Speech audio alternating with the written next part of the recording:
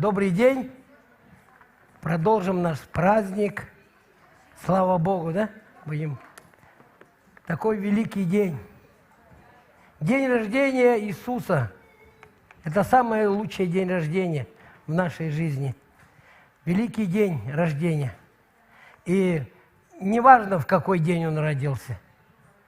Вот кто-то спорит, что там 25-го, 7 января.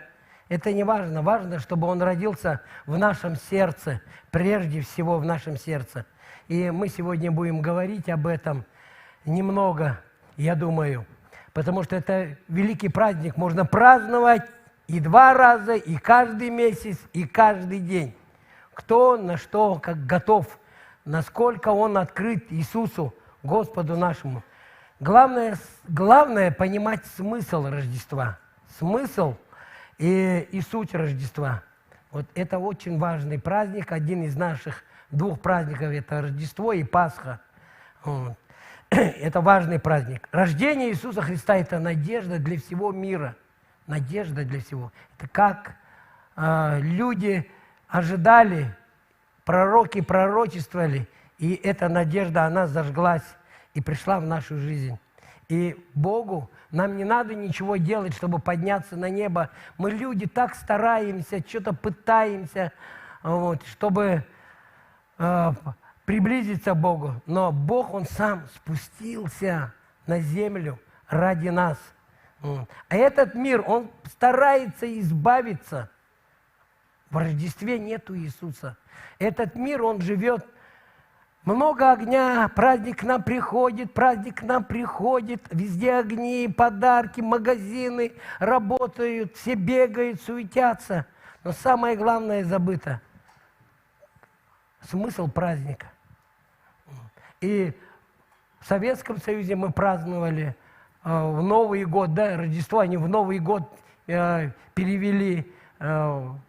И что хорошего в этом? Было хорошо, гуляли, пельмени лепили, водочку пили, да, плясали, танцевали. Вот. И даже у нас в мыслях не было, что мы празднуем. То Новый год праздновали. Например, мы не понимали даже символ этой елки. Елка – это вечная, она вечно зеленая, это жизнь Иисуса Христа. Что звезда горит. У нас в Советском Союзе звезда – это советская горела. Но в действительности это звезда Иисуса, что Иисус направляет нас, Он путеводитель наш. Что под елкой стоял Дед Мороз со своей внучкой Снегурочкой. На самом деле там стоял вертеп, и в яслях лежал наш Господь Иисус Христос, и рядом сидели Иосиф и Мария. Потому что дьявол, ему не нравится, он сделал мощную атаку, он делает на праздники, чтобы с действительности исказить это мощная атака, чтобы уменьшить, уничтожить главный праздник вот этого торжества. И в этом празднике есть Божья милость к нам, которая милость это превозносится превыше небес, она превозносится над судом. Это любовь Божья, которая пришла, безусловная любовь Божья, агапе, которая пришла в нашу жизнь, которая зажгла наши сердца, которая сделала удивительные перемены в нашей жизни. Вы посмотрите, когда вы жили до Рождества, до рождения, принятия Иисуса Христа, и когда вы приняли, когда вы жили в миру, ваша жизнь была темной. Мы как жили в потемках, но Иисус, Он пришел в нашу жизнь. И нам нужно собрать свой разум, свое сердце воедино, сфокусироваться на Нем, смотреть на Него. Вот почему мы празднуем. Мы зажигали здесь свечи, каждую неделю зажигали свечи, чтобы больше и больше огня было в нашем сердце, в нашем разуме, чтобы это очищалось и освещалось. И мы ожидали Господа всегда в этом празднике, что Господь будет с нами на этом празднике. Сфокусировать все, чтобы трудно понять, мне трудно, я не знаю, как Бог, Он воплотился в этого маленького человека. Он настолько смирился. Это такая необъятная. Мой мозг, он умолкает, буквально замолкает. И я не могу понять, как Бог это сделал. Вот это все великолепие, это значимость всего этого, что Он пришел в этот мир, чтобы спасти нас. И мы снова и снова должны окунаться в это, понимать, что в действительности этот праздник. Мы готовимся всей семьей, мы накрываем столы, но мы ожидаем Господа, приготавливаем свое сердце. И я хотел бы сегодня вот коротко сказать об этом. Давайте мы откроем Луки 2 главу, и прочитаем там такие 5-6 стих. Там, и когда они пошли на перепись, и они пришли в город Вифлеем, они в Назарете жили, они пришли в город Вифлеем, и здесь написано с 5 стиха: «Записаться с Марией, обрученной ему женою, которая была беременна. Когда же они были там, наступило время». Вот запомните это слово. Мы потом как-то соединим это. Наступило время. Вот здесь главная мысль как бы этого. Наступило время родить ей. И 7 стих. «И родила сына своего первенца, и спеленала его, и положила его в ясли, потому что не было им места в гостинице». Великому Богу не было места в гостинице. И также в нашей жизни, посмотрите на этот мир. Нету места. Нашему Иисусу нету места ни в политике. Вы видели, есть место в полиции Иисусу Христу. Есть ли место в учебных заведениях? Там нету места для Него. Там не говорится об этом. Америка, она давно отошла, еще в 60-х годах они приняли закон, что они раньше начинали, всегда у них в школе начинали с утра, они начинали с молитвы. У них было до 60-х годов. В 60-х годах это все стерлось. И Рождество у них также превратилось в такой обыденный праздник. Праздник традиций, обрядов каких-то. Но в действительности главный смысл и значение праздника, она теряется. И здесь написано, не было ему места. Не было. И мы также должны думать. Притчи сказано, откроем притчи, потом вернемся во 2 главу. Притча 21 глава, там написано, притча 21 главы, в 30 стихе здесь написано: «Нет мудрости, и нет разума, и нет совета вопреки Господу». Видите, мы должны во всех сферах советоваться, во всех сферах своей жизни, в нашей личной жизни, в семье, на работе, куда бы мы ни пошли, на учебе, что бы мы ни делали, что бы мы ни говорили, что бы мы ни думали, мы всегда должны советоваться. И здесь написано: нет мудрости, нет разума и нет совета вопреки Господа. И мы не советуемся, мы думаем мы сами, мы надеемся на свою силу, мы надеемся на свои знания, мы надеемся на свои связи, мы пытаемся что-то делать. И видим, что семьи рушатся, дети убегают, дети ходят, бунтуют. Смотрим в обществе беспорядок. И Дух Святой спрашивает: а сколько места? Он сегодня спрашивает у нас, сколько места? Сегодня дети здесь говорили об этом. Да? И не было места. Не было места, где бы они могли бы в гостинице или где-то родиться этому великому Богу. Есть ли у нас место? Мы должны задуматься об этом. Луки 2 глава, и обратно вернемся. Луки 2 глава, и там прочитаем 12 стих. 12 стих. «И вот вам знак», Бог говорит, вот вам знак, вы найдете младенца в пеленах, лежащего в яслях. Это Он говорит пастухам.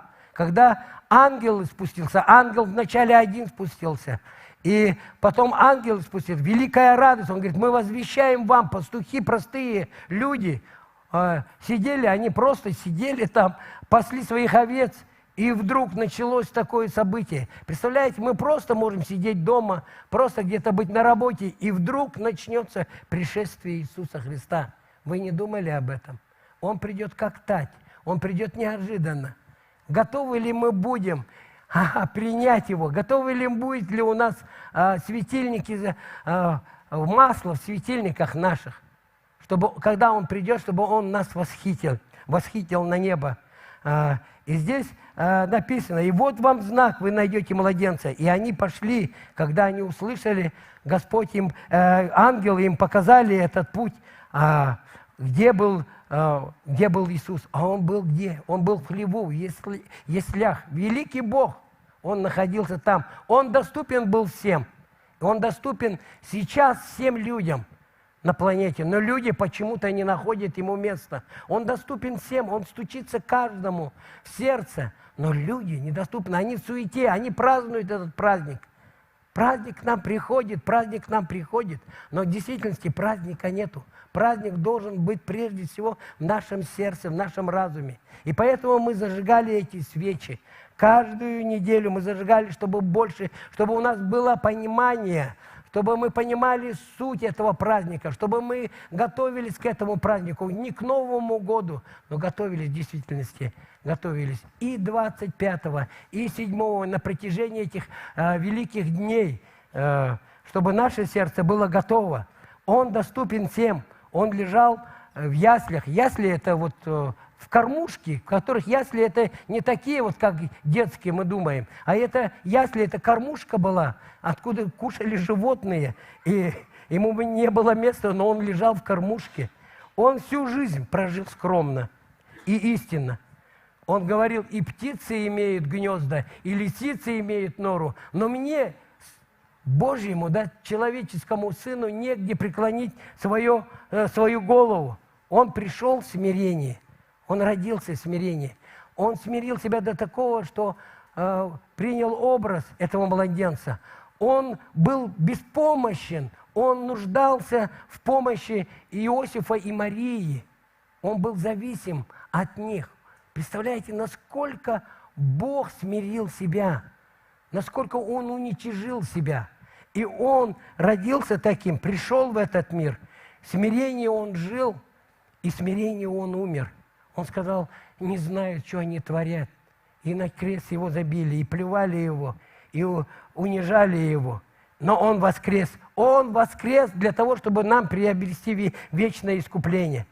Вот как мы могли бы задуматься и готовиться, все время быть готовыми. Сколько места в нашей повседневной жизни от Христа. Просто задуматься. Потому что это великая радость, она пришла, возвещена, и Он с нами, слава Богу. Сколько места, когда мы делаем выбор или решение, сказать нам, не сказать, прощать нам, не прощать, давать нам, не давать, обижаться нам, не обижаться. У нас есть всегда выбор, у нас есть всегда решение в нашей жизни. Как мы будем жить? Есть ли место? Если много места, там есть Иисус, Он всегда будет прощать, Он всегда будет понимать, Он всегда будет бежать первый примириться. Этот человек, сколько есть места, мы не даем ему места, потому что мы хотим жить по своим прихотям, мы хотим жить по своей гордыне, мы хотим жить так, как нам удобно, как нам комфортно. Мы хотим так жить. Но Господь говорит: я лежал, я родился и пришел, я ожидаю вас, чтобы вы в действительности могли изменяться. Давайте откроем Матвея 15 главу и прочитаем там. Матвея 15 глава и 8 стих прочитаем там. 15 глава, 8 стих, там написано: «Приближаются ко мне люди сии устами своими и чтут меня языком, сердце же их далеко отстоит от меня». И сразу же прочитаем Луки 6 главу, Луки 6 глава и 46 стих. «Что вы зовете меня, Господи, Господи, и не делаете того, что я говорю?» Он ясно, четко говорит, есть ли место, Он хочет, чтобы было Ему место в нашем сердце, в нашем разуме. Он хочет нам, чтобы мы могли иметь мудрость от Него, чтобы мы могли иметь любовь от Него, чтобы мы могли иметь мир от Него, чтобы мы могли двигаться в этом направлении. И вот мы соединяем тогда Луки, помните, Луки 2 глава, вернемся и так. Мы читали 6 стих, я вам говорил об этом. Когда же они были там, наступило время. Слышите? Наступило время родить ей. И вот, как в том воскресенье проповедовал, да, Корнилович Евгений, мы должны родить это. Мы должны родить. Он внутри нас, говорит, и он здесь написано, наступило время родить. Вот это я хотел бы объединить с фразой «не было им места». Не было им места. Помните, мы читали об этом в 7 стихе. И я говорю сегодня прежде всего себе и каждому из вас.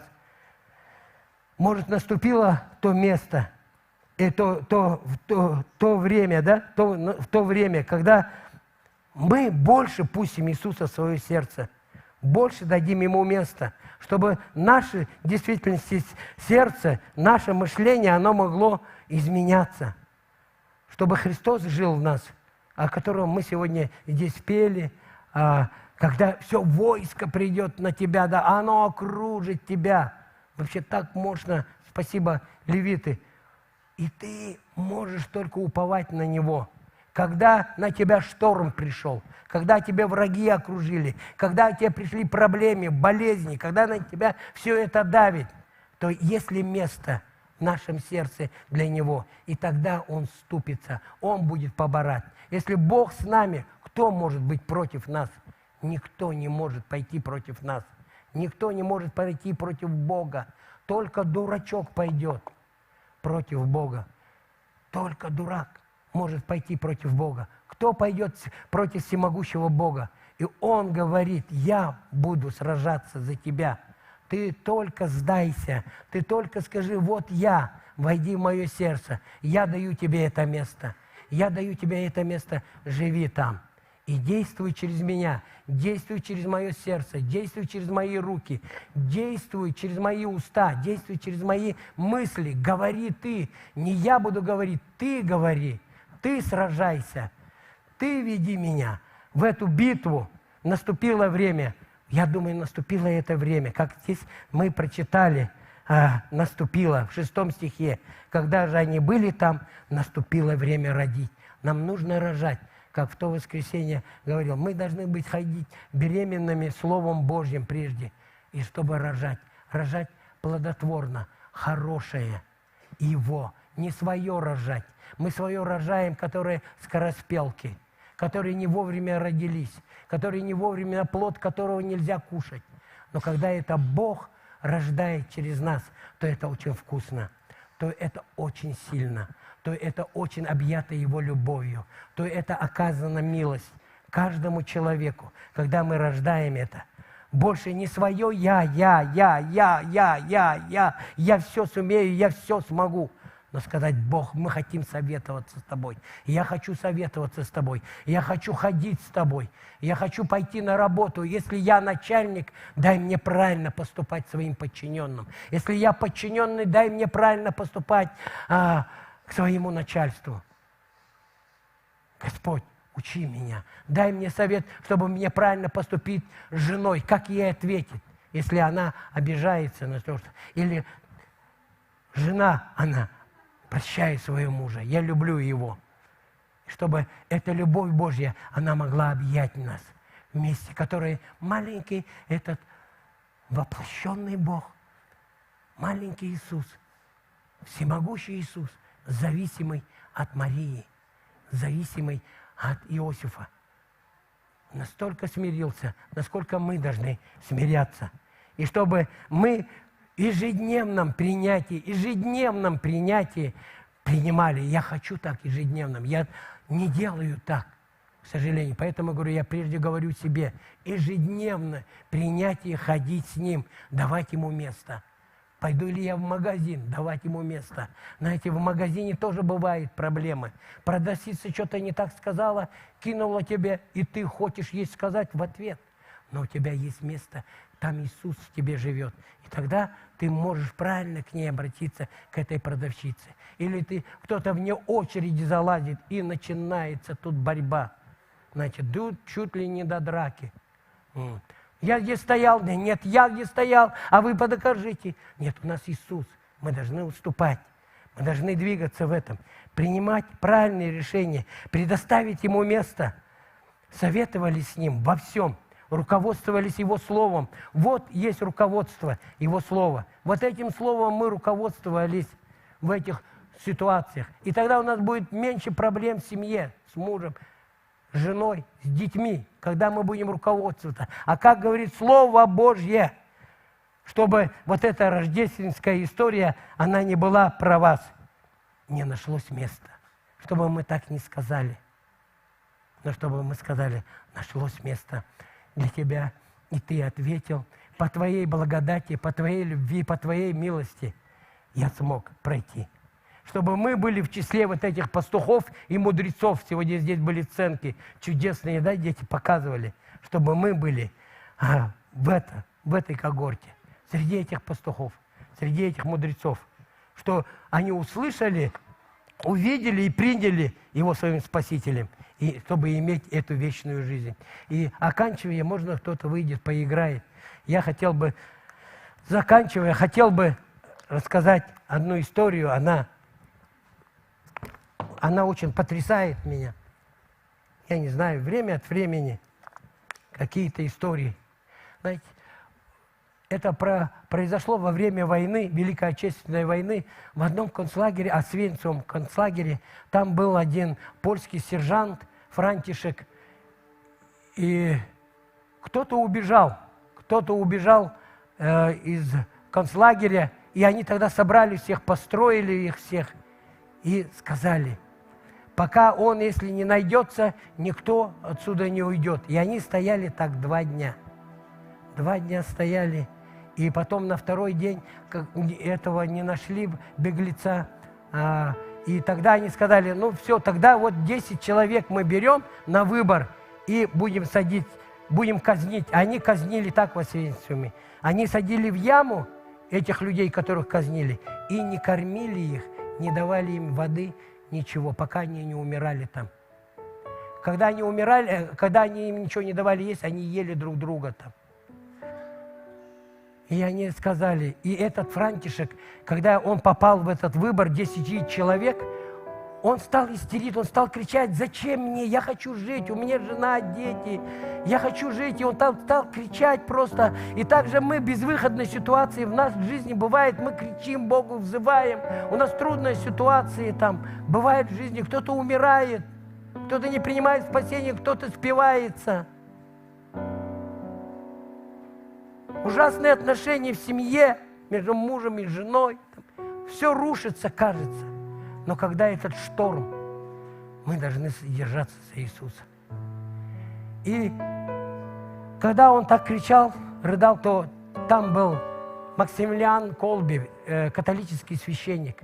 И он вышел и сказал, господин офицер, можно я пойду за место него?